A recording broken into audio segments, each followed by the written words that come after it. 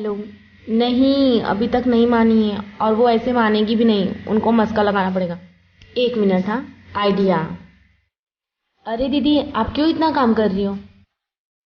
आप दो ना, मैं कर देती हूँ। अरे नहीं नहीं, मैं कर लूंगी। अरे नहीं दीदी, अभी आपकी छोटी बहन है ना।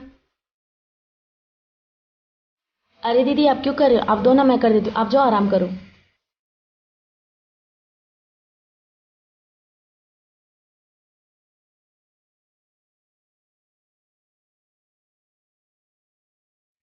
दीदी, आप फिर से लग गई काम पे। छोड़ो, आप जाओ, मैं कर देती हूँ।